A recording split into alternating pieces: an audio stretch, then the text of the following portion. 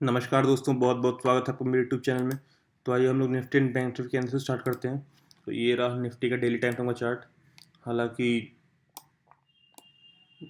Nifty slightly अभी confusing side पे है कि मतलब किस साइड जाने वाला है, क्योंकि यहाँ से बहुत अच्छा ब्रेकडाउन होना चाहिए था, लेकिन ब्रेकडाउन किया था।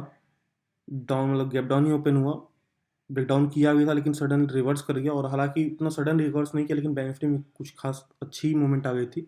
लेकिन निफ्टी में उतना अभी बुलिशनेस नहीं आई है, क्योंकि ये कैंडल के जब ऊपर निकल जाएगा 25,000 के ऊपर, तो फिर एक हम लोग प्लान कर सकते हैं यहाँ तक के टारगेट के लिए, 25,250 तक के टारगेट के लिए, स्विंग तक के टारगेट के लिए, जो कि बहुत इजीली हमें 200-250 पॉइंट तक का टारगेट मिल सकता है अगर इस कैंडल के ऊपर ये वाली रेड कैंडल के ऊपर निकलता है तो। लेकिन अगर थोड़ा 15 टाइम पे जाते हैं उसके लिए, हम्म, हम्म, क्योंकि यहाँ से बहुत अच्छा ब्रेकडाउन किया था, और ब्रेकडाउन किया था तो मे बी मेरा एक्सपेक्टेशन थी कि 24,000 तक आ सकता है, 24,200 तक आ सकता है बहुत इजीली। लेकिन ये गैप डाउन ओपन हुआ, फर्स्ट कैंडल रेड बने, फिर sudden second candle sudden reverse करके और शार्प रिवर्सल दे दिया एकदम। हालांकि जब इस लेवल के ऊपर निकलेगा, 25,000 के ऊपर निकलने का प्लान करेगा, तो फिर हम लोग 25,250 तक का टारगेट प्लान कर सकते हैं, 25,200-250 तक का टारगेट प्लान कर सकते हैं, 200-250 पॉइंट तक के टारगेट के लिए। लेकिन अगर थोड़ा बड़ा अगर गैप डाउन ओपन हो जाता है आज के दिन, मतलब ये 100 पॉइंट से ऊपर गैप डाउन ओपन हो जाता है, तो फिर थोड़ा सा फिर जितने लोग बाई किए रहेंगे वो फंस जाएंगे, और मे भी हो सकता है कि मार्केट थोड़ा सा नीचे आ जाए ठीक ठाक। लेकिन अगर गैप अप या फ्लैट ओपनिंग होती है और ये हाई ब्रेक करता है, तो मे भी थोड़ा अपसाइड का ही प्लान करेंगे। अपसाइड का ही प्लान करेंगे यहाँ से। अगर ये स्विंग ब्रेक करता है तो प्रीवियस डे का हाई ब्रेक करता है, तो यहाँ तक टारगेट 25,050 तक के टारगेट के लिए, या 25,000 तक टारगेट के लिए हम प्लान कर सकते हैं। और अगर may be gap down open होता है थोड़ा ठीक ठाक, तो फिर थोड़ा सेलिंग के लिए हम लोग प्लान कर सकते हैं। लेकिन थोड़ा वेट, 2-4 मिनट वेट करके कि ऐसा ना हो गैप डाउन ओपन हो और पहली कैंडल बड़ी ग्रीन बन जाए, तो ये पूरा जो गैप डाउन रहेगा पूरा वेस्ट हो जाएगा, तो वैसा नहीं होना चाहिए। तो मे बी उसके लिए देख सकते हैं। बाकी आ जाते हैं हम लोग बैंक निफ्टी पे। ये तो मतलब कुछ अनएक्सपेक्टेड ही मूव किया था फ्राइडे के दिन। क्योंकि निफ्टी है, निफ्टी प्रीवियस डे के हाई के ऊपर निकल नहीं पाया था। प्रीवियस डे के हाई से ऑलमोस्ट 50% नीचे ही था प्रीवियस डे के रेंज का।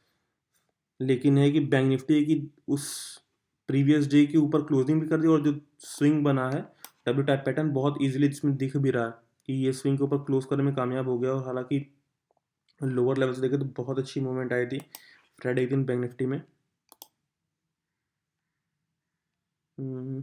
ऑलमोस्ट 2.35% तक की मूवमेंट आई थी, ऑलमोस्ट 1,200 पॉइंट तक का मूवमेंट आया था लोअर लेवल से अपर लेवल तक में। बैंक निफ्टी कुछ अनएक्सपेक्टेड मूव किया था, वो तो सिर्फ वर्थ एक्सिस और ICICI बैंक की वजह से। लेकिन हालांकि थोड़ा 15 टाइम फ्रेम पे आ जाते हैं हम लोग, इसमें भी सेम सिनेरियो था। हालांकि ये जब इधर 51,140-50 के नीचे निकलने लगा, तो फिर में भी एक्सपेक्टेशन था कि शायद ये लो टेस्ट करे और फिर इसको ब्रेक करने के बाद फर्दर ये लो टेस्ट करे। लेकिन ये लो ब्रेकडाउन तो किया, लेकिन क्लोजिंग अच्छी नहीं दी है। और फिर लोअर लेवल थोड़ा रिकवरी किया इसी कैंडल में, फिर अगले कैंडल में शार्प रिवर्सल, और फिर वन वे ये अनएक्सपेक्टेड 1,000 पॉइंट्स ऊपर ही पहुंच गया। तो अब ये मतलब बहुत वैसा लेवल होने वाला है, बहुत अच्छा सपोर्ट होने वाला है 51,100 के आसपास। क्योंकि अगर बायर्स हैं तो फिर यहाँ पे अब दोबारा आने नहीं देंगे, और अगर वापस से आता है आगे 51,000 के आसपास, तो वहाँ पे कैसा रिएक्ट करता है वो देखना पड़ेगा। मे बी अगर उसको ब्रेक करता है तो फिर बहुत अच्छा सेलिंग ट्रेड मिल सकता है हमें, और बहुत अच्छा डाउन साइड आ सकता है मार्केट। लेकिन अगर फ्लैट टू गैप ओपनिंग होती है, तो मे बी हो सकता है कि अपर लेवल से थोड़ा सा नीचे आए, फिर नीचे से यू टर्न बना के ऊपर जाए, तो फिर ज़्यादा अच्छा ट्रेड मिलेगा।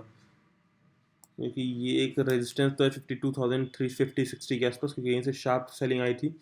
तो मे बी शायद इसको अगर इसके ऊपर गैप ओपनिंग होती है, तो मे हो सकता है कि थोड़ा सा प्रॉफिट बुकिंग आए और थोड़ा सेलिंग प्रेशर आए नीचे से, फिर नीचे से यू टर्न बना के जाएगा, तो फिर बहुत अच्छा ट्रेड हमें मिल सकता है अपसाइड में। इस लेवल के आसपास कहीं सपोर्ट बनाए और फिर अपसाइड निकले, तो फिर अच्छा ट्रेड मिल सकता है हमें। और लेकिन अगर गैप डाउन ओपन होता है, मतलब थोड़ा 52,000 के नीचे गैप डाउन ओपन होता है, तो पहली कैंडल का वेट करेंगे 5 मिनट टाइम फ्रेम में पहली कैंडल अगर थोड़ी छोटी रेड कैंडल बनती है और फिर सेकंड कैंडल में उस कैंडल का ब्रेकडाउन करता है, तो फिर एक ट्रेड हम लोग प्लान करते हैं सेलिंग साइड में, क्योंकि अनएक्सपेक्टेड मूवमेंट आया ऑलमोस्ट 1200-1300 पॉइंट का एकदम लोअर लेवल से, तो भी हमें एक सेलिंग का ट्रेड मिल सकता है थोड़ा ठीक ठाक, और 200-300 पॉइंट के टारगेट के हम प्लान कर सकते हैं। बहुत बड़ा टारगेट प्लान नहीं करेंगे। अगर थोड़ा मार्केट को नीचे अगर आना होगा तो सडन आ जाए, लेकिन कहीं भी प्राइस एक्शन बना के नीचे आता है, एक लो बनाया, फर्दर हाई, फर्दर एक पुल बैक दिया, फिर फर्दर उस लो को ब्रेक किया, तो फिर हम लोग वहाँ क्वांटिटी ऐड ऑन कर सकते हैं। लेकिन ऐसे अगर शार्प सेलिंग हो रही है तो फिर उसमें ट्रेड उतना नहीं ठीक क्वांटिटी में कर सकते हम लोग, क्योंकि वो कहीं से भी घूम सकता है। और अगर फ्लैट टू गैप ओपनिंग हुई तो मे बी पहले थोड़ा सा सेलिंग के लिए प्लान करेंगे, फिर उसके बाद इस लेवल के आसपास कहीं सपोर्ट फाइंड आउट किया तो वहाँ से फिर बाइंग का प्लान कर सकते हैं। और अगर थोड़ा बड़ा गैप डाउन हो गया 300-400 पॉइंट का, तो फिर हम लोग थोड़ा सेलिंग के लिए प्लान करेंगे। लेकिन ऐसा ना हो कि गैप डाउन ओपन हुआ, पहली कैंडल बड़ी ग्रीन बन गई, तो फिर वहाँ कोई मतलब बनता नहीं सेलिंग का। लेकिन मतलब वहाँ से अगर पहली कैंडल रेड बने और सेकंड कैंडल उसके नीचे ही ट्रेड करें, तो फिर एक प्लान कर सकते हैं हम लोग सेलिंग साइड, और अच्छा ट्रेड हमें मिल सकता है डाउन साइड में, अगर गैप डाउन बड़ा ओपन हुआ तो।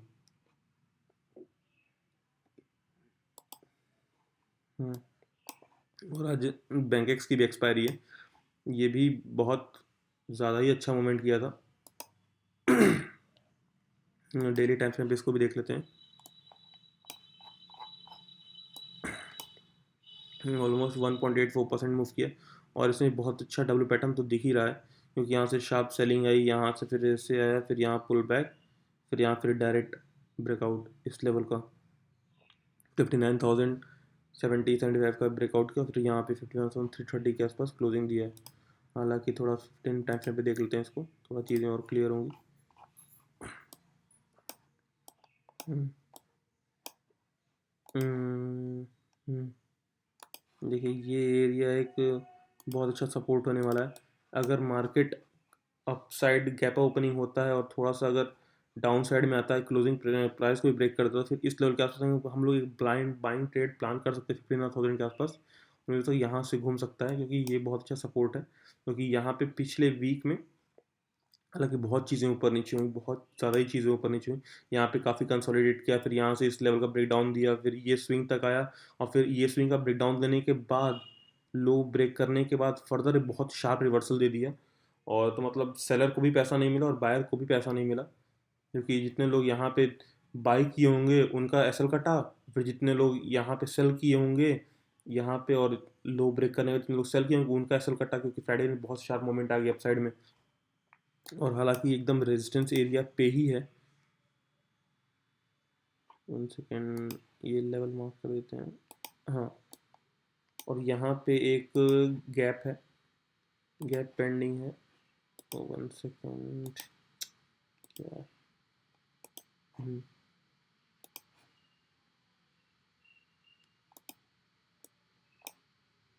यहाँ पे गैप पेंडिंग है, तो gap act as an support and resistance, तो मे बी यहाँ पे एक रेजिस्टेंस एरिया है। यहाँ पे अगर अप साइड जाता है और यहाँ पे थोड़ा सेलिंग साइड का में कुछ प्लान लगता है, या सेलिंग साइड कुछ चीज़ें लगती हैं, कोई कैंडल या फिर हल्का सा प्राइस एक्शन बनाए, तो फिर हम लोग सेल साइड प्लान कर सकते हैं डाउन साइड में, तो 300-400 पॉइंट के लिए। बहुत बड़े प्लान नहीं करेंगे पॉइंट्स, क्योंकि बहुत शार्प मूवमेंट दिया है, और हालांकि बहुत सडन मूवमेंट आया है, तो मे बी अगर डाउन साइड आना होगा 2-4 मिनट, थोड़ा मतलब 2-4 दिन अगर यहीं पे कंसोलिडेट करता फर्दर अप साइड मूवमेंट नहीं आता है, तो फिर हम लोग डाउन साइड प्लान कर सकते हैं। लेकिन अगर अप साइड निकलना होगा तो आज के दिन गैप ओपनिंग ही होगा। देखिए आज के दिन गैप ओपनिंग भी बहुत इंपॉर्टेंट है कि मार्केट ओपन कहाँ होता है। तो आज के लिए इतना ही गाइस, थैंक यू।